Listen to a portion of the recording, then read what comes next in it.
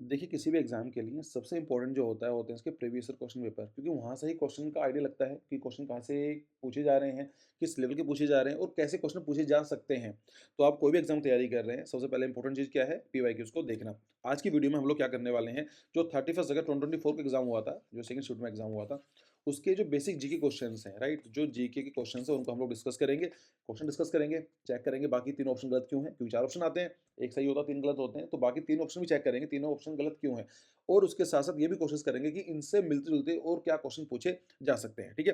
तो पहला क्वेश्चन पूछा गया है कि भारतीय संविधान, इंडियन कॉन्स्टिट्यूशन के हिसाब से किस अनुच्छेद, अनुच्छेद मतलब होता है आर्टिकल, कौन से आर्टिकल के तहत राष्ट्रपति आपातकाल घोषित कर सकता है? तो पहले कोई बहुत प्यारी लाइन दी गई है कि एक क्वेश्चन बन सकता है कि आपातकाल जो होता है, वो कौन घोषित करता है? Like who proclaim the national emergency? तो राइट ऑप्शन क्या होगा? President of India. ये हिंदी वर्ज़न है, इंग्लिश वर्ज़न है, जो भी आपको कंफर्टेबल हो देख लीजिए। देखिए, आपको याद रखना है, इसमें 3 आर्टिकल आपको याद रखने हैं इमरजेंसी के ऊपर। इमरजेंसी का मतलब समझ सकते हैं ना आपातकाल, कोई इमरजेंसी प्रॉब्लम आ गई है तो उसी टाइम के लिए उस टाइम को डील करने के लिए स्पेशल पावर चाहिए होती है, ठीक है? तो इसमें आपको याद करने हैं 352 आर्टिकल याद रखना, उसमें 4 ऐड कर देंगे तो हो जाएगा 356, उसमें 4 ऐड कर देंगे तो हो जाएगा 360। तो 352, 356 और 360 3 आर्टिकल याद रखने हैं। जो 352 है ये बात करता है आपकी नेशनल इमरजेंसी, राष्ट्रीय आपातकाल की। जो 356 बात करता है, ये बात करता है आपके राष्ट्रपति शासन की, मतलब प्रेसिडेंट रूल के बारे में बात करता है। और 360 जो बात करता है, वो बात करता है आपका फाइनेंशियल इमरजेंसी के बारे में। नाम से क्लियर है? देखिए जो नेशनल इमरजेंसी होती है, ये होता है कि हमारे ऐसा पूरे देश के ऊपर कुछ इमरजेंसी आ गई है, तो हम 352 यूज़ करते हैं। हम नहीं मतलब प्रेज़ेंट यूज़ करते हैं। 356 जो होता है, वो बात करता है राष्ट्रपति शासन के लिए। मान लीजिए किसी स्टेट में कोई प्रॉब्लम हो गई है, एडमिशन गलत हो पा रहा है या वहाँ की सरकार गिर गई है किसी राज्य की, तो उस टाइम के लिए क्या करता है प्रेज़िडेंट रूल लगा दिया जाता है। तीसरा होता है 360 जो होता है फाइनेंशियल इमरजेंसी, नाम से क्लियर है, पैसे की प्रॉब्लम आ गई है, तो हम उसके टाइम पर फाइनेंशियल इमरजेंसी लगाते हैं। 352 जो आर्टिकल है, ये अभी तक 3 बार इमरजेंसी के लगाया जा चुका है। तो ये क्वेश्चन बन सकता है कितनी टाइम लगी है emergency? National emergency 3 time. Present rule कितनी बार हो चुका है? मोर देन 100 टाइम्स यूज़ हो चुका है, आता रहता है। हर 2-3 साल में आपको कहने को मिल जाएगा कि उस राष्ट्र में लग गया है प्रेज़ेंट रूल या राष्ट्रपति शासन लग चुका है। 350 जो 360 जो है फाइनेंशियल इमरजेंसी, ये अभी तक एक बार भी नहीं लगी है। तो ये क्वेश्चन बन सकता है कि इनमें से कौन-सी इमरजेंसी ऐसी है जिसमें एक बार भी प्रोक्लेम नहीं हुई है या फिर उसको हमने अभी तक उसको यूज़ नहीं किया है। तो 360 जो है वो एक बार भी यूज़ नहीं हुई है। 1990s में एक अच्छा खासा क्राइसिस आया था अपने देश के ऊपर, लेकिन उस टाइम पे फाइनेंशियल इमरजेंसी हमने लागू नहीं की थी। ठीक है? ये हो गया। तो देखो एग्ज़ामिनर को पता है कि बच्चे कन्फ्यूज़ होंगे, तो उसने 352 भी दिया हुआ है, 356 भी दिया हुआ है और 360 भी दिया हुआ है और 370 चारों के चारों आर्टिकल इंपॉर्टेंट है। सही आंसर क्या होगा इसका? फाइनेंशियल इमरजेंसी बात नहीं कर रहा, ये बात कर राष्ट्रीय आपातकालीन, तो ये होगा 352, ठीक है? 356 किसके लिए? प्रेज़ेंट रूल के लिए। 360 क्या है? ये है फाइनेंशियल इमरजेंसी के लिए और 370 क्या है? इसके ऊपर तो मूवी आई है और क्वेश्चन भी इसके ऊपर आएगा, इन्हीं स्लाइड्स में है, तो आपको पता होना चाहिए। 370 किसके लिए? तब बात करेंगे, ठीक है? ये जम्मू एंड कश्मीर के ऊपर है 370, राइट? तो चारों के चारों आर्टिकल आपको पता होने चाहिए। फिर आता है नेक्स्ट क्वेश्चन कि वॉर एंड पीस, बहुत फेमस बुक है, ये किसके द्वारा लिखी गई है? तो उसका सिंपल आंसर क्या है? Leo Tolstoy. तो उसको सिंपल है, कुछ समझाने की जरूरत नहीं है। ये बुक का नाम है वॉर एंड पीस, तो आपको नाम रखना है लियो टॉल्स्टॉय के द्वारा लिखी गई है। फिर आता है नेक्स्ट क्वेश्चन, निम्नलिखित में कौन सा जीएसटी का प्रकार नहीं है? देखिए पहला क्वेश्चन तो ये आ सकता है कि जीएसटी की फुल फॉर्म क्या है? तो हम उसके बोलते हैं गुड्स एंड सर्विसेज टैक्स, ठीक है? गुड्स का मतलब क्या होता है? एक ऐसा सामान जो आप लेन-देन में यूज़ करते हैं। जैसे मान लीजिए आपको आलू लेने हैं, टमाटर लेना है, मोबाइल फ़ोन लेना है, ये गुड्स हैं। आप देख सकते हैं, छू सकते हैं। सर्विसेज़ क्या होती है? जहाँ पर कोई सामान लेन-देन नहीं होता। मान लीजिए आप डॉक्टर के पास जाते हैं, तो डॉक्टर पैसे देते हैं, उनका प्रिस्क्रिप्शन होता है ₹1000 जो भी होता है। डॉक्टर क्या करता है? आपको सजेशन देता है। अगर मान लीजिए आप जाते हैं एडवोकेट के ऊपर, तो वो सामान थोड़ा ही दे रहा है, सर्विस दे रहा है। एक टीचर के पास जाते हैं, तो टीचर को सामान थोड़ा देता है, समझाता है आपको, है ना? ज्ञान देता है। तो ये होती है सर्विसेज़। तो पहले क्या था कि हमारे देश में गुड्स के अलग टैक्स था, सर्विस के अलग टैक्स था, इन सब के लिए मिक्स टैक्स था। तो जो गवर्नमेंट है, प्रेज़ेंट गवर्नमेंट ने तो जीएसटी पास कर दिया। तो अब क्या है, वो सबके लिए एक ही टैक्स देना है, गुड्स और सर्विसेज टैक्स। तो याद रखना, पहला क्वेश्चन ये आता है। दूसरा क्वेश्चन बन सकता है कि डायरेक्ट टैक्स है, इनडायरेक्ट टैक्स है, तो हम उसको बोलेंगे इनडायरेक्ट। देखिए टैक्स 2 तरह के होते हैं, एक होता है डायरेक्ट टैक्स, एक होता है इनडायरेक्ट टैक्स। नाम से क्लियर है, डायरेक्ट टैक्स का मतलब क्या होता है, मान लीजिए ये आप हैं, ठीक है? आप 15 लाख रुपए पर ईयर कमाते हैं, राइट? तो 12 लाख से ऊपर आपकी सैलरी है, तो पैसे आपको देने पड़ेंगे। तो ये आपका नाम, लेट्स से कि आपका नाम अभिषेक है। तो जो गवर्नमेंट टैक्स लगाती है अभिषेक के ऊपर लगाती है कि भाई आपकी जो सैलरी है एक 12 लाख से ऊपर है तो आपको टैक्स देना पड़ेगा, ठीक? तो ये अभिषेक के ऊपर टैक्स लगा, ये वो डायरेक्ट टैक्स हुआ क्योंकि नाम के ऊपर आ रहा है, राइट? लेकिन इनडायरेक्ट टैक्स क्या होता है, इसे कोई भी दे सकता है, राइट? जैसा मान लीजिए आप मार्केट में गए, आपको एक मैगी खरीदनी है, तो मैगी के जो रेट हैं लेट्स से ₹12 हैं उसमें ₹10 खुद रखता है, ₹2 टैक्स जाते हैं। तो टैक्स किस पे लगा है? मैगी पे लगा है, दुकानदार के ऊपर लगाएँगे। बट क्या दुकानदार दे रहा है? नहीं, वो क्या करेगा? वो आपको ₹12 माँग रहा है, क्योंकि उसको पता है कि भाई टैक्स तू पे कर। तो ये होता है इनडायरेक्ट टैक्स। तो गुड्स एंड सर्विस टैक्स का मतलब क्या है कि नाम के ऊपर नहीं आते हैं, ये एक-दूसरे के ऊपर चेंज हो सकते हैं, राइट? तो हम उसको बोलते हैं इनडायरेक्ट टैक्स। जब हम कभी इसके बारे में पढ़ेंगे तो डिटेल में डिस्कस करेंगे, लेकिन मैंने बता दिया है, क्वेश्चन बनते हैं इस पे कि गुड्स एंड सर्विस टैक्स कौन-सा है? तो ये इनडायरेक्ट टैक्स है, राइट? ये क्वेश्चन याद रखेंगे। इसमें क्या होता है, अभी पूछ रहा है कि ये 3 तरह के टैक्स इसमें से कौन-सा नहीं है? देखिए, एसजीएसटी का मतलब क्या होता है? SGST states goods and service tax. CGST का मतलब होता है central goods and service tax. IGST का मतलब होता है inter state goods and service tax. ये क्यूजीएसटी कोई भी तरह का टैक्स नहीं है, तो नाम से इसको याद रखेंगे, ठीक? तो ये कुछ नहीं, कुछ और भी दे सकता है, बट आपको याद रखना है 3 तरह के टैक्स होते हैं जीएसटी के थ्रू। पहला जो होता है, ये सिंगल टैक्स स्ट्रक्चर है, तो GST replace various taxes, simplify the taxation process by creating a single tax system across the country. अपने देश के ऊपर से अपने पूरे देश में सिर्फ एक टैक्स सिस्टम कर दिया जीएसटी, राइट? फिर आता है दो, ये जो टैक्स किन तरह के होते हैं, एक होता है एसजीएसटी, स्टेट जीएसटी, सीजीएसटी, सी का मतलब सेंट्रल जीएसटी, और आईजीएसटी इंटीग्रेटेड जीएसटी, ठीक है? अभी बोलेंगे सर क्या मतलब है इनका? मान लीजिए ये यूपी है, यूपी में कोई चीज़ बन रही है, मैन्युफैक्चर हुई, ये सेल हुआ है यहाँ पर ही, तो कौन टैक्स लेगा इसके लिए? ये यूपी गवर्नमेंट लेगी, राइट? ये चीज़ होती है। तो स्टेट जीएसटी का मतलब है collected by the state government in intra state sale. एक ही स्टेट से एक ही स्टेट में हो रहा है, सेल हो रही है। जैसे मथुरा से लेके आप लखनऊ को चीज़ बेच रहे हैं, तो यूपी में ही बनी है, यूपी में ही कंजप्शन हो रहा है, उसका सेल हो रहा है, तो यहाँ पर स्टेट जीएसटी काम करेगा। फिर होता है सीजीएसटी, ये होता है collected by the central government और इंट्रा स्टेट सेल। अगर मान लीजिए यहाँ से लेके यूपी से लेकर अगर हम बिहार में कोई सामान जा रहा है, तो यहाँ से कौन जाएगा? ये सेंट्रल गवर्नमेंट को टैक्स जाता है, ठीक है? फिर होता है आईजीएसटी, ये होता है collected by the central government और इंटर स्टेट सेल। तो यहाँ पर क्या चीज़ होती है कि अगर यहाँ से जा रहा है, ट्रांसफर हो रहा है, तो इस केस के अंदर भी हम लोग क्या करते हैं? सेंट्रल गवर्नमेंट ही टैक्स कलेक्ट करती है। तो याद रखना इस चीज़ के ऊपर, ये 3 तरह टैक्स होते हैं, नाम से क्लियर है। तो GST applies to all goods and services sold for domestic consumption except those and exempt. अब ये सभी पे काम करता है, जो गुड्स होते हैं उन सब पे काम करेगा, सर्विस पे काम करता है, जब तक उसको एग्जाम लिस्ट में ना डाल दीजिए। जैसे जैसे लिक्वर है, ये पेट्रोलियम है, तो इस पर क्या होता है? पेट्रोलियम पर जीएसटी नहीं लगता है। तो ये जीएसटी नहीं लगता है, ना लिक्वर पर या पेट्रोलियम पर नहीं लगता है जीएसटी। वहाँ पर क्या है, आज भी राज्य सरकार पैसे कमा रही है, ठीक है? तो ये फिर नेक्स्ट क्वेश्चन आता है, निम्नलिखित में से कौन सा गैर टैरिफ अवरोध का उदाहरण है? गैर टैरिफ अवरोध का मतलब क्या होता है? Non tariff barrier. देखो, बैरियर का मतलब क्या होता है, पहले से ही समझते हैं। ये रोड जा रही है, यहाँ से लोग आ जा रहे हैं, आपने क्या करा, बैरियर, एक बैरियर लगा दिया यहाँ पर। अब क्या हुआ? अब लोग आ नहीं जा पाएँगे, वही बोला जाता है बैरियर, ठीक है? अब क्या होते हैं, इसमें 2-3 तरह के होते हैं। एक होता है कि टैरिफ बैरियर होता है, एक नॉन टैरिफ बैरियर। टैरिफ का मतलब क्या होता है कि आपने ये बोल दिया कि हम इतने पैसे लेंगे, पैसे की बात करते हैं, तो वो टैरिफ बैरियर है, राइट? तो यहाँ पर क्या था, कोटा होता है, एक होता है आपकी एक्सपोर्ट सब्सिडी होती है, फिर होता है ट्रेड एग्रीमेंट होता है, फिर होता है आयात शुल्क मतलब इम्पोर्ट ड्यूटी। पहले चीज़ समझते हैं अलग-अलग क्या चीज़ें होती हैं। कोटा का मतलब क्या हो गया, ये मान लीजिए अपना इंडिया है, और इंडिया ने साफ बोल दिया कि हमें मान लीजिए 100 सेल फ़ोन की ज़रूरत है। नेपाल को बोला कि भाई आप कितना अच्छा क्यों ना करो, हम आपसे सिर्फ़ 10 ही फ़ोन लेंगे। भूटान से बात करी, भूटान से बोल दिया कि हम आपसे सिर्फ़ 15 फ़ोन लेंगे। चाइना कितना अच्छा काम क्यों ना करे, चाइना से बोल दिया कि हम आपसे सिर्फ़ 25 फ़ोन लेंगे, राइट? ऐसा हमने कोटा दे दिया इनको कि इतना ही आपसे लेंगे। तो ये चीज़ क्या हो गया, अब मान लीजिए नेपाल तो बहुत बहुत अच्छा फ़ोन बनाने लगा, सस्ते फ़ोन बना रहा है, बट फिर भी हमने बोला कि हमारे देश में आपके सिर्फ़ 10 फ़ोन ही आएँगे, तो ये होता है कोटा सिस्टम। फिर होता है एक्सपोर्ट सब्सिडी, निर्यात सब्सिडी। इसका मतलब क्या है? ये अपना इंडिया, यहाँ पर मान लेते हैं, ये हम लेते हैं यूएसए का एग्जांपल। यहाँ पर हम लोग ओनियन दे रहे हैं, मतलब प्याज बेच रहे हैं। ओनियन मान लेते हैं इंडिया ₹50 किलो बिक रही है, ठीक है? अब अगर क्या होगा, यूएसए के अंदर भी रेट तो सेम ही होंगे लगभग, 50 है, क्योंकि बाहर की चीज़ें उतनी की बढ़ती हैं। उनकी करेंसी में अलग-अलग हो सकते हैं, बट उसकी वैल्यू सेम होगी। तो मान लेते हैं वहाँ पर क्या है, ₹50 की वहाँ भी बिक रही है, तो वहाँ के लोग 50 में, चाइना वाले 50 में बेच रहे हैं, और मैक्सिको वाले 50 में बेच रहे हैं। अब इंडिया क्या काम करती है? इंडिया बोलती है कि आप एक काम करो, हम आपको, अगर आप एक्सपोर्ट करते हो, 10 रुपए आपको अकाउंट में डालेंगे हम लोग। उसको बोलते हैं एक्सपोर्ट सब्सिडी। मतलब इंडिया के जो फार्मर्स हैं उनको बोला गया कि आप एक काम करो, अगर बाहर सेल करते हो तो हम आपको सब्सिडी देंगे, पैसे देंगे। तो मतलब जो ₹50 की थी, अब कितने की पड़ेगी? ₹10 100 सरकार दे रही है, ये पड़ी ₹40 की। तो अब क्या कर सकती है, जो भारत के जो किसान हैं, वो इंडिया से बाहर बेच सकते हैं, ₹40 में बेच सकते हैं। इससे क्या होगा, जो चाइना है, मेक्सिको, इनके तो महँगे हो जाएँगे, अपने इंडिया के सस्ते प्रोडक्ट भी जाएँगे। तो ये तरीका होता है, गवर्नमेंट क्या करती है, किसी मार्केट को खत्म करने के लिए एक्सपोर्ट सब्सिडी देती है कि अगर देश से बाहर बेचोगे, हम पैसे आपको देंगे। तो उससे क्या होता है, किसानों के लिए वो चीज़ सस्ती हो जाती है। ये किसान, ये कोई भी मर्चेंट हो सकता है, कोई बिज़नेसमैन हो सकता है, सस्ती हो जाती है। लेकिन उस देश में तो कोई चीज़ नहीं दे रही है, देश में चीज़ सस्ती मिलेगी। तो किसी भी देश के अंदर जो चीज़ सस्ती होती है, वो चीज़ खत्म वो चीज़ कंज़म्पशन होती है। आप देखो मोबाइल फ़ोन कौन-सा यूज़ कर रहे हो? क्या इंडियन फ़ोन यूज़ कर रहे हो? नहीं, बाहर के यूज़ कर रहे हो ना। क्यों? बाहर के फ़ोन क्वालिटी अच्छी दे रहे हैं, सस्ते पड़ रहे हैं, इसलिए तो करते हैं, ये चीज़ होती है।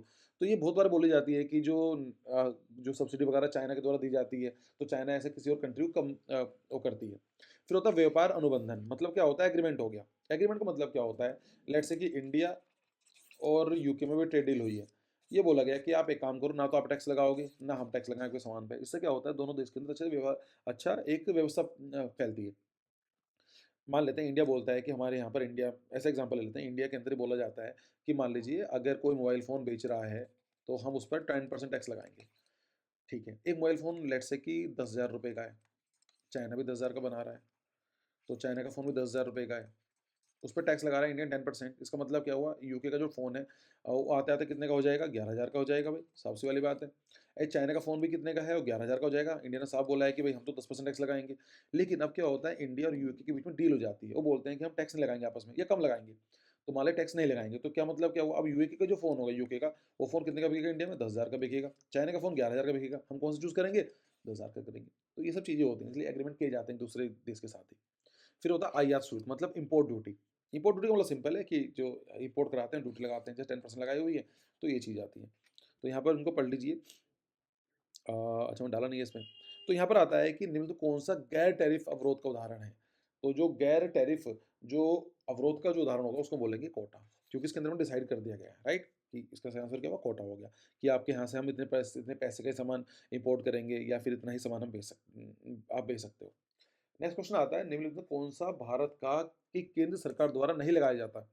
ओके, केंद्र सरकार द्वारा नहीं लगाया जाता मतलब क्या है? देखो, पहला क्या होता है, निगम कर होता है, इसको बोलते हैं कॉर्पोरेट टैक्स, जो कॉर्पोरेट कंपनीज़ के ऊपर लगाया जाता है। फिर होता है राज्य उत्पादक शुल्क, स्टेट एक्साइज़ ड्यूटी। ये स्टेट का मतलब क्या है? सही आंसर क्या होगा? केंद्र सरकार मतलब स्टेट में क्यों लगाएगी वो? तो राज्य सरकार नहीं होगा। आयकर का मतलब क्या होता है? इनकम टैक्स होता है, जो आप टैक्स लगाते हैं, जो टैक्स पे करते हैं, हमारी जो हमारी सैलरी से पैसे कटते हैं। तो कहाँ जाते हैं? सेंट्रल गवर्नमेंट कलेक्ट करती है। वा वस्तु एवं सेवा कर मतलब जीएसटी, तो जीएसटी सेंट्रल गवर्नमेंट दोनों मिलकर करते हैं। तो ये क्वेश्चन क्या कह रहा है? कौन-सा केंद्र सरकार द्वारा नहीं लगाया जाता? तो ये क्या हो गया? राज्य उत्पाद शुल्क मतलब स्टेट एक्साइज़ ड्यूटी। ये क्या है? ये स्टेट गवर्नमेंट लगाती है। तो सही आंसर क्या होगा इसका? Option number D. फिर आता है जम्मू कश्मीर की सार्वजनिक सुरक्षा अधिनियम, पीएसए मतलब पब्लिक सेफ्टी एक्ट, नाम से क्लियर है, किससे संबंधित है? आंतरिक सुरक्षा से, सामुदायिक पुलिसिंग से, सीमा प्रबंधन से या न्यायिक सुधार से? नाम से क्लियर है भाई। सार्वजनिक सुरक्षा मतलब आंतरिक सुरक्षा से होगी ना, ठीक है? तो it is related to internal security. Community policing का मतलब क्या होता है? जब कम्युनिटी के लोग ही पुलिस वाला काम करना स्टार्ट कर देते हैं, उसको बोलते हैं कम्युनिटी पुलिसिंग या सामुदायिक पुलिसिंग। जैसे 14 फरवरी को क्या होता है, लोग खड़े हो जाते हैं कि ये गलत काम कर रहे हैं, ये हम रोकते हैं उनको मिलने से, है ना? ये एग्ज़ाम्पल है, it's called like community policing, कि किसी ने अधिकार नहीं दिया उनको, लेकिन सब लोग मिलके पुलिस का काम कर रहे हैं, उसको बोलते हैं कम्युनिटी पुलिसिंग। फिर होता है बॉर्डर मैनेजमेंट, ये तो हम लोग जानते ही हैं कि बॉर्डर से रिलेटेड कोई चीज़ होती है, उसको मैनेज करना, that's called the border management. फिर होता है न्यायिक सुधार मतलब जुडिशियल रिफॉर्म। अब न्याय के अंदर बहुत सारे प्रॉब्लम है कि बहुत सारे केस पेंडिंग रहते हैं, वैकेंसीज़ हैं या बहुत महँगा पड़ता है, उसमें कुछ सुधार किया जाए, हम उसको बोलेंगे न्यायिक सुधार। तो ये जो है पब्लिक सेक्टर जो एक्ट है, पब्लिक सेफ्टी एक्ट जो है, जो जम्मू कश्मीर में है, वो किससे रिलेटेड है? वो है आंतरिक सुरक्षा से रिलेटेड। लॉजिकली आप सोचेंगे तो यही होना चाहिए। फिर आता है नेक्स्ट क्वेश्चन, फिर आता है इंटरनेट तकनीक को दोबारा आतंकवाद फैलाना क्या कहता है? मतलब spreading terrorism using internet technologies, आतंकवाद को फैलाया जाता है इंटरनेट के माध्यम से, उसको हम क्या बोलेंगे? पर्यावरण आतंकवाद नहीं, साइबर आतंकवाद, यस करेक्ट, साइबर आतंकवाद। इको टूरिज्म मतलब क्या होता है? ये होता है रिलेटेड टू एनवायरनमेंट, ठीक है? एनवायरनमेंट की डिमांड करते हुए एनवायरनमेंट को नुकसान पहुँचाना, that's called the eco terrorism. ठीक है। साइबर टेररिज्म ये मैंने बता दिया है कि इंटरनेट के द्वारा या फिर जो ऑनलाइन के माध्यम से कुछ भी टेररिज्म फैलाना, हम उसको बोलेंगे साइबर टेररिज्म। फिर तो बायो टेररिज्म का मतलब क्या होता है कि ऐसा कोई मान लीजिए जैव पदार्थ बना दिया, एक ऐसे वायरसेस बना दिए, बैक्टीरिया बना दिए, अब उसके द्वारा टेररिज्म फैलाना, मान लीजिए एक ऐसा वायरस बना दिया जैसे कोरोना टाइप का, उससे भी खतरनाक कि अगर कहीं भी हो जाएगा तो आदमी मर जाएगा या पूरी कम्युनिटी को ये नुकसान पहुंचाएगा, हम उसको बोलेंगे बायो टेररिज्म। एक होता है नार्को आतंकवाद, मतलब नार्को आतंकवाद यूज़ किया जाता है ड्रग्स के रिलेटेड, तो इसको याद रख लीजिए, ड्रग टेररिज्म से रिलेटेड होता है, तो याद रखना, ड्रग फैलाना, ड्रग देना, उसको स्प्रेड आउट करना, that's called the narco terrorism, ये भी याद रखेंगे। नेक्स्ट क्वेश्चन आता है, बिजली बिजली उत्पादन के लिए मुख्य रूप से किस जीवाश्म ईंधन का उपयोग किया जाता है? देखो, पहले तो ये चीज़ समझो कि जो फ्यूल होता है, जो हमारी फ्यूल होता है, 2 तरह के होते हैं। एक होता है नॉन रिन्यूएबल, एक होता है रिन्यूएबल। नाम से क्लियर है। रीन्यूएबल का मतलब क्या होता है कि आप उसको दोबारा यूज़ कर सकते हैं। ऐसा एग्ज़ाम्पल लेते हैं, आपके पास एक कुआँ है, राइट? आपने यहाँ कुएँ के अंदर पानी है। आपने क्या करा, 1 बाल्टी पानी निकाल दिया, कम हुआ होगा? थोड़ा बहुत तो डेफ़िनिटली कम हुआ होगा, बट ये खत्म हो गया नहीं, तो दोबारा से आएँगे दोबारा, उस लेवल पहुँच जाएगा, राइट? तो ये रिन्यूएबल है। ये एग्ज़ाम्पल लेते हैं सोलर एनर्जी का। आपने सोलर पैनल लगाया, आपने एनर्जी बनाई, क्या उससे सोलर पे कुछ फ़र्क पड़ा? नहीं, आप कितना भी बनाते रहो, वो तो रिन्यूएबल होता रहेगा, ठीक है? तो इसमें क्या हो गया, सोलर एनर्जी हो गई, विंड एनर्जी हो गई, है ना? हवा के द्वारा जो टरबाइन बनाई जाती है, टरबाइन तो हमें चलती रहेंगी, ठीक है? तो ये होती है रिन्यूएबल एनर्जी। फिर होता है नॉन रिन्यूएबल, मतलब क्या होता है, जैसे आपके पास पेट्रोल है, पेट्रोल एक बार खत्म हो गया तो खत्म हो गया ना, उसको दोबारा तो यूज़ नहीं कर सकते हैं। पेट्रोल हो गया, कोल हो गया, उसको बोलते हैं नॉन रिन्यूएबल, ठीक है? तो ये पूछ रहा है जीवाश्म ईंधन कौन-सा है जो सबसे ज़्यादा बिजली बनाने के लिए यूज़ किया जाता है? इसका आंसर क्या है? कोल। कोयला जो होता है, यस, इंडिया के अंदर हम बात करें तो इंडिया में सबसे ज़्यादा जो कोयले से ही हम लोग बनाते हैं बिजली। जैसे एग्ज़ाम्पल देख लीजिए यहाँ पर है। कोयला सबसे ज़्यादा यूज़ किया जाता है, फिर होता है इसमें जाकर हाइड्रो हो गया, फिर ये सब चीज़ें ये आती हैं, फिर रिन्यूएबल जो आते हैं, अब आप समझ पाएँगे रिन्यूएबल का मतलब कौन-कौन से हो गए, विंड हो गई, बायोमास हो गया, स्मॉल हाइड्रो हो गई, सोलर एनर्जी हो गई, इन सब चीज़ों के लिए। नेक्स्ट क्वेश्चन है कि is a toolkit that target financial services and enables hackers to create their own toolkit, मतलब क्या है, ये पूछ रहा है इन चारों में से क्या ऑप्शन है। एक टूलकिट है जो वित्तीय सेवाओं को लक्षित करती है और हैकर्स को अपना स्वयं का टूलकिट बनाने में सक्षम बनाती है। इसमें क्या होता है कि लोग इस टूलकिट का यूज़ कर कर फ्रॉड करते हैं, पैसे का लेन-देन वगैरह करते हैं। इसका सही आंसर क्या है? जीएस। तो इसको याद रख लीजिए, जीएस जो है, बस ये है, करंट में क्वेश्चन रहा होगा इसलिए पूछ लिया उन्होंने। फिर आता है नीति आयोग का मुख्य कार्य क्या है? What is the main purpose of the NITI Aayog? पहले तो चीज़ समझते हैं नीति आयोग की फुल फॉर्म। यस, ये आपको पता होनी चाहिए फुल फॉर्म क्या होती है। ये क्वेश्चन भी कई बार रिपीट हुआ है। फुल फॉर्म क्या है? बहुत ही बेसिक क्वेश्चन है जीके का। पहले क्या हुआ करता था? पीसी हुआ करता, मतलब प्लानिंग कमीशन। प्लानिंग कमीशन ये हुआ था 1950 से लेकर 2014 तक। फिर जैसे ही गवर्नमेंट चेंज होती है 2015 में क्या होता है, इसकी जगह इसको खत्म कर दिया गया प्लानिंग कमीशन को, अब बना दिया गया है नीति आयोग। और दोनों में काफ़ी डिफरेंस था। पहले तो बोला गया सेम ही काम करता है। प्लानिंग कमीशन क्या काम करता था, वो हर 5 साल के लिए टारगेट बनाया करता था। 5 ईयर प्लान का नाम सुना होगा आपने। मतलब जैसे 1950 से लेके 55 तक गवर्नमेंट एक प्लान बनाती थी कि हम इन 5 साल में कितना टारगेट अचीव करेंगे, क्या-क्या काम करेंगे। तो ये काम कहते हैं प्लानिंग कमीशन के हुआ करते थे। अब नीति आयोग का नाम जो ये खत्म कर दिया, नीति आयोग बना दिया है। तो एक तो फुल फॉर्म पता होनी चाहिए। जैसे काम क्या है, ये प्रिपेयर डेवलपमेंट स्ट्रेटजी बनाती है। ये सिर्फ स्ट्रेटजी बनाती है, कुछ और काम नहीं करती। ये कुछ ऐसा टारगेट सेट नहीं करती है। बस ये बताती है ये काम कर लो, यहाँ पर हम लोग कुछ एनर्जी के लिए क्या बना सकते हैं, ऐसे क्या मतलब टारगेट बनाती है, रिपोर्ट रिलीज़ करती है। बस का छोटा-सा काम ये रह गया। तो नीति आयोग की फुल फॉर्म पता होनी ज़रूरी है आपको। क्या है? National institution for transforming India. ये याद रख लीजिए, कई बार क्वेश्चन रिपीट हुआ है, तो अगेन मैं फिर से रिपीट कर रहा हूँ, national institution for transforming India.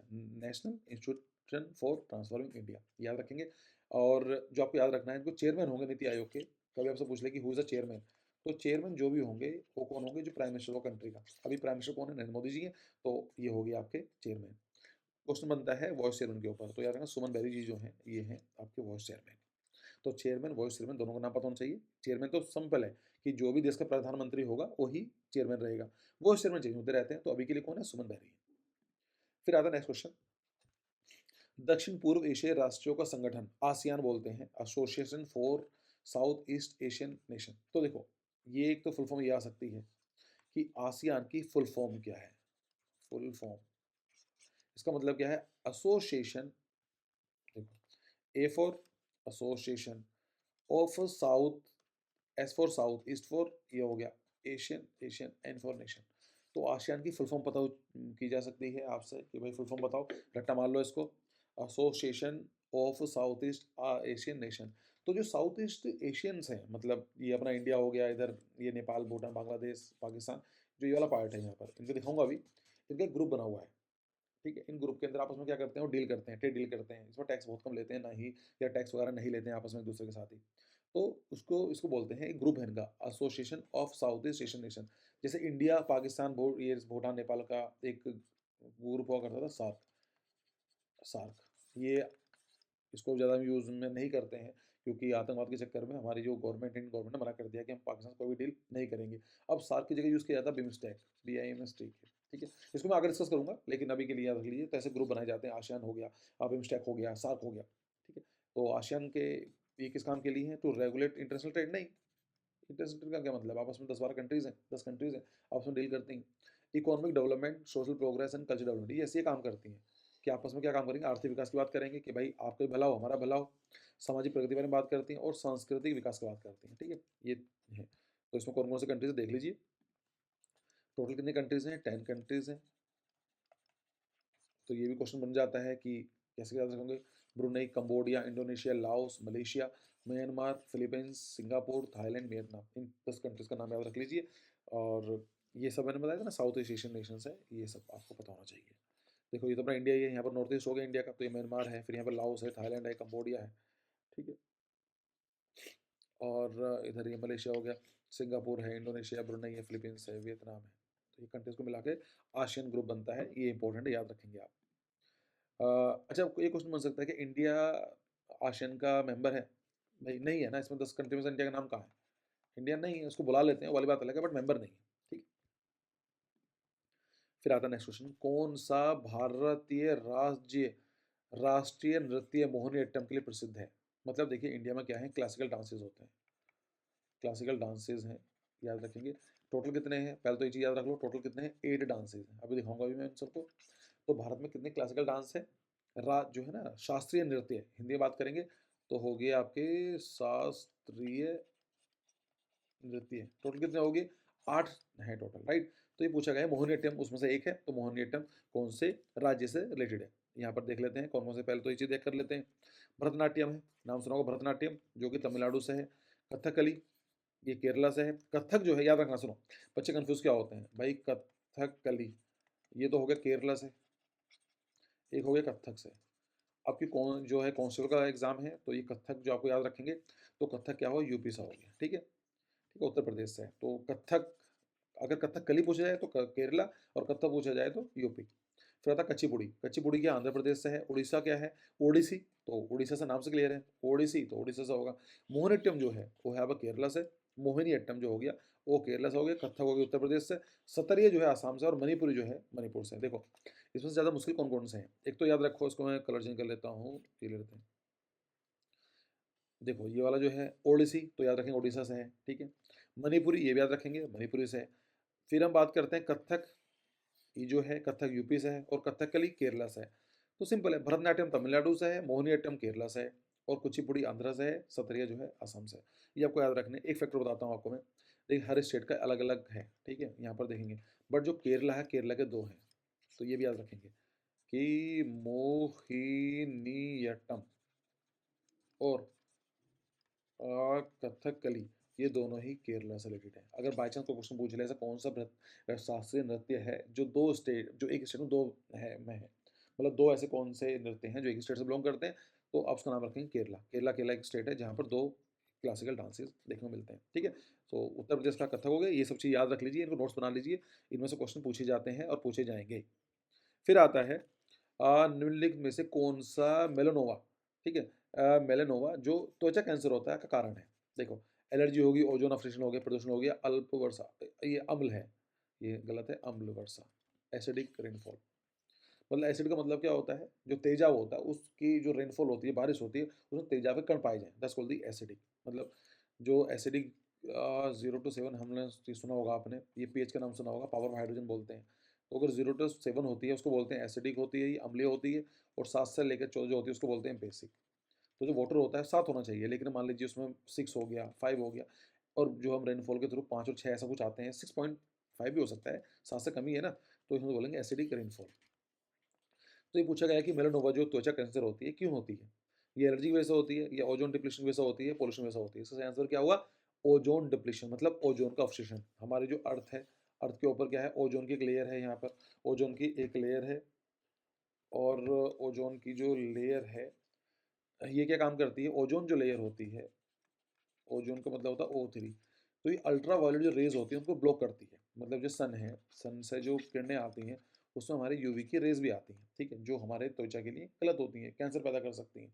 तो जो ओजोन लेयर होती है उसको अल्ट्रा वायलेट रेडिएशन होता है उसको एब्जॉर्व कर लेती है, हमारी जो पृथ्वी की जो क्रस्ट है वहाँ पर नहीं पहुँचने देती है, ठीक है? लेकिन मान लीजिए अब यहाँ से ओजोन खत्म हो गई, ओजोन का छेद हो गया यहाँ पर, तो यहाँ पर क्या होगा, अल्ट्रा वायलेट रेडिएशन होगा, तो उसकी वजह से क्या होता है, मेलानोमा, ये त्वचा कैंसर देखने को मिलता है, ठीक है? इसको देख लीजिए, ये कुछ ऐसा होता है। So melanoma is primarily caused by DNA damage to the skin cell called melanocytes, which produce the pigment, तो ऐसे आपको पिगमेंट देखने को मिल जाएंगे काले काले इस तरह से, that gives skin its colour.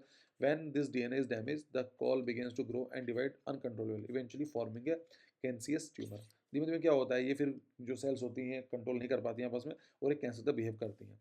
यहाँ की बात करें तो ये अल्ट्रावायलेट रेडिएशन जो होता है इन्वायरमेंट कोज की वजह से होता है, जिसमें 86 से लेकर 90% केसेस तो इसी को देखने को मिलते हैं, राइट। अब ऐसा नहीं ना सिर्फ इसी से होता है, कुछ चीज़ें और भी हो सकती हैं, बट 90% जो केसेस होते हैं आपको मेलानोमा के जो है वो देखने को मिलेंगे अल्ट्रावायलेट रेडिएशन से। और अल्ट्रावायलेट रेडिएशन क्यों हो रही है? बिकॉज ओजोन के ऊपर जो लेयर, ओजोन जो लेयर थी उसमें छेद देखने को मिला है। अब काफ़ी तक भर चुका है, ऐसा नहीं है, लेकिन ये है उसकी वजह देखने को मिलता है। अगर आप चाहें याद रखना चाहें तो याद रख लीजिए मॉन्ट्रियल प्रोटोकॉल जो है, मॉन्ट्रियल प्रोटोकॉल, ये भी आपके ओजोन होल से ही रिलेटेड है, ठीक है। कभी बात करेंगे इसके बारे में भी, ये क्वेश्चन काफ़ी इंपॉर्टेंट बन जाता है। फिर आता है कि वर्ष 1987 में हस्ताक्षरित भारत श्रीलंका समझौते का मुख्य उद्देश्य क्या था? देखिए हम लोग जानते हैं कि ये अपना इंडिया है और यहाँ श्रीलंका है।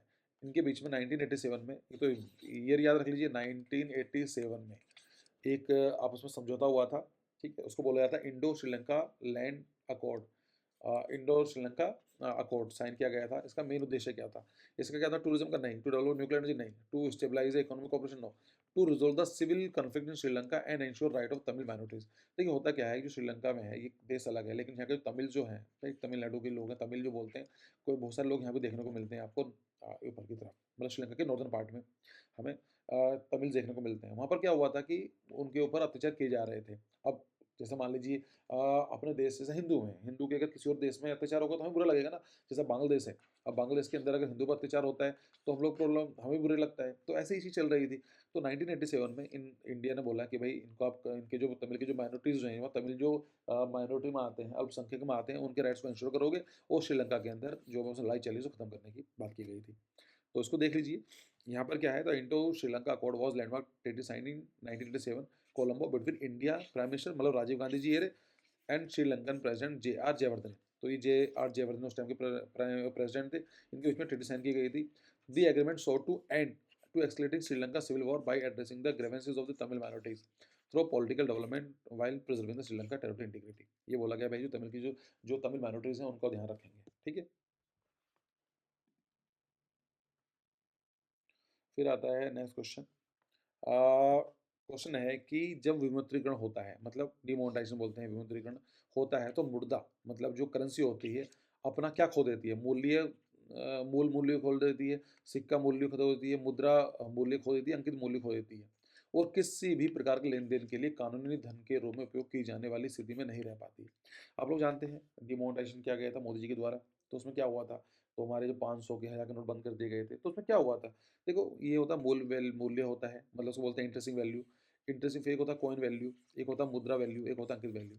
क्या खो दी गई थी? तो उस टाइम पर जो फेस वैल्यू थी, मतलब 500 का जो नोट था, ये जो 1000 का जो नोट था, उसकी वैल्यू जो खत्म हो गई थी, तो उसका सही आंसर क्या हुआ? Face value. अब इन सब में डिफरेंस क्या होता है, इसको देख लेते हैं। देखो इंटरेस्टिंग वैल्यू का मतलब क्या होता है? इंट्रिंसिक, ठीक है। मतलब इंट्रिंसिक का हिंदी में हम बात करें, मूल मूल्य जो होता है, मूल जो होता है, इसका मतलब क्या होता है? वैल्यू बेस्ड ऑन मटेरियल और इनहेरेंट प्रॉपर्टी। मान लीजिए वैसे गोल्ड कॉइन है, एक एक सोने का सिक्का है, तो उसकी वैल्यू क्यों है? क्योंकि उसके अंदर गोल्ड यूज़ किया गया है, राइट। अगर सिल्वर का कॉइन है, आपके पास एक चांदी का सिक्का है, तो उसकी वैल्यू क्यों? चांदी के हिसाब से, चांदी वैल्यू बढ़ेगी तो उसकी वैल्यू बढ़ेगी, और गोल्ड की वैल्यू बढ़ेगी तो गोल्ड की सिक्के की बढ़ेगी, ठीक है। जैसे गोल्ड वैल्यू होगी तो उसको बोलेंगे इंटरेंसिक वैल्यू, क्योंकि उसके मेरे सिक्के के अंदर वो मटेरियल अवेलेबल है, राइट। एक होता है कॉइन वैल्यू। इसमें क्या हो गया कि भाई कॉइन के अंदर value based on metal content on the coin, कि भाई इसके अंदर कितना कंटेंट यूज़ किया गया है। जैसे मान लीजिए आपका स्टील का जो यूज़ किया जाता है, कॉपर का जो सिक्का है, राइट।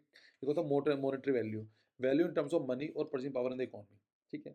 एक होता है फेस वैल्यू। फेस वैल्यू का मतलब क्या होता है कि भाई इस कॉइन के ऊपर अब 20 रुपये का सिक्का लिखा होता है, 20 रुपये तो लिखे होते हैं, 20 का मटेरियल थोड़ा यूज़ किया गया है, नहीं लिखा हुआ है। अब आपके पास जो 500 का नोट है, 500 के नोट में क्या है? सिर्फ 500 रुपये लिखा हुआ तो है, बनने में 2 रुपये 2.5 रुपये खर्चा होता है सिर्फ, ठीक है। So print value and currency on note not necessary reflecting the material और द एक्चुअल वर्थ। तो ये बताता नहीं है कि भाई इसकी वैल्यू, 500 के जो नोट की वैल्यू है, क्या वैल्यू, कुछ भी पेपर ही तो है वो, लेकिन 500 के ऊपर लिखा गया है कि भाई 500 रुपये उसमें अंकित मूल्य है। तो इसका मतलब क्या हुआ कि जब नोटबंदी होती है या फिर बोले विमुद्रीकरण होता है, तो उसकी जो अंकित वैल्यू जो होती है वो खत्म हो जाती है। So these are the 15 questions. हम लोग आगे कंटिन्यू करेंगे, जैसे यहाँ से क्वेश्चन है। तो वीडियो बड़ी हो गई है, वीडियो पसंद आई हो तो लाइक कीजिए, कमेंट कीजिए ऐसी वीडियो के लिए, ठीक है। तो मिलते हैं दूसरी वीडियो में, बाय।